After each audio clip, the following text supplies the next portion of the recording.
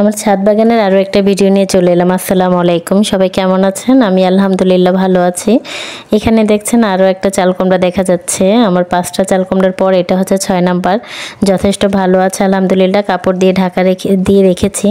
ফুলটা শুকানোর পর তারপর আমি শপিং ব্যাগে মুড়িয়ে দেবো। আর এখানে পেঁপে গাছে ফুল এসেছে মাশাআল্লাহ। 2টা পেঁপে গাছে খুব ভালো ফুল এসেছিল, কিন্তু ইঁদুরে খেয়ে ফেলছে ফুলগুলো।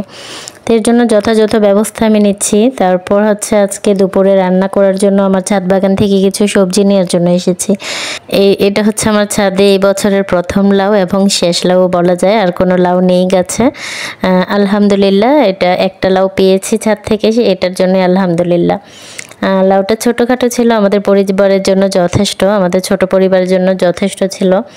আর হচ্ছে এখান থেকে কিছু পুঁই শাক নিচ্ছি, আজকে ভর্তা বানাবো নোলাই ইলিশ দিয়ে।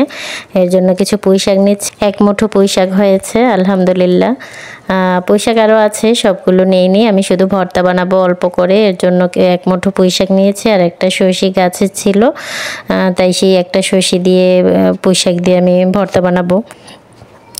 তারপর গাছ থেকে যা যা পেলাম, এখানে আপাতত ছিল একটা সর্ষে, 1 মুঠো পুঁই শাক, একটা লাউ।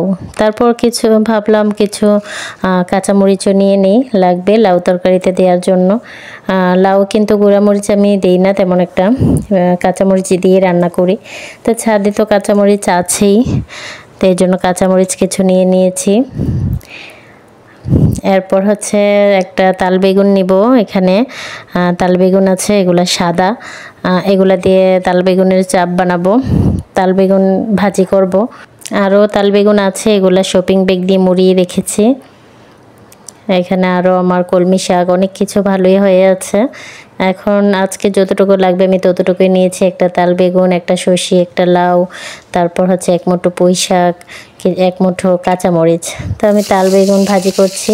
তারপর মাছ দিয়ে আমি লাউ রান্না করব। আমি লাউয়ের সাথে কাঁচামরিচ দিয়ে দিয়েছি, মরিচগুলো আসলে বেশিরভাগ পেকেই গিয়েছে, তো এগুলো দিয়ে দিয়েছি কাঁচামরিচ।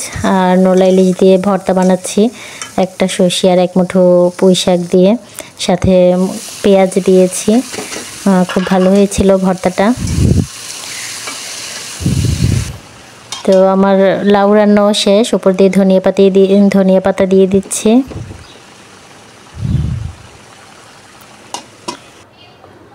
আমার রান্না কমপ্লিট। ডাল রান্না করা ছিল, তারপর হচ্ছে নোলা ইলিশের ভর্তা। এরপর আছে এখানে আমার পুরনো একটু তরকারি, সর্ষে তরকারি, সেগুলো আবার আমার গাছেরই ছিল সর্ষে। আর বেগুন ভাজি করেছি। তারপর ভাত রান্না করেছি, আর এখানে লাউ রান্না করেছি। আজকে দুপুরের রান্না এটুকু। আর আমার রান্নার পর কিচেন রুমটা একটু গুছিয়ে, সবসময় গুছাতে হয়, আর রান্নার পর একটু বেশি কাজ করতে হয়, এটা সেটা মোছামুছি, তারপরে একটু সাজানো। এরপর জানালাগুলো একটু মানে আশপাশটা, চুলার আশপাশটা ভালোভাবে মুছে নিতে হয়।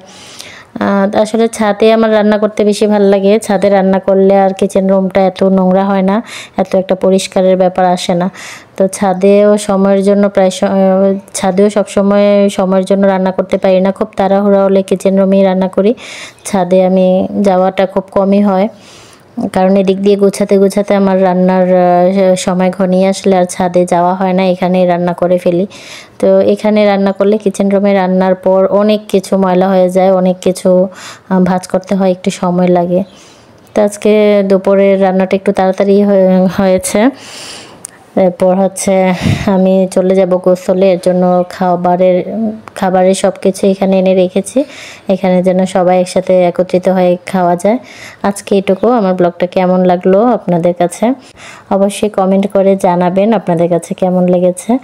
আর যদি খুব ভালো লেগে থাকে প্রিয় মানুষদের কাছে শেয়ার করে দিবেন, যে নিজের হাতে লাগানো গাছ থেকে সবজি পেরে এরকম দুপুরবেলা তরতাজা সবজি রান্না করলে কেমন লাগে, সেটার অনুভূতিটা কেমন সেটা বলে বোঝানো যাবে না।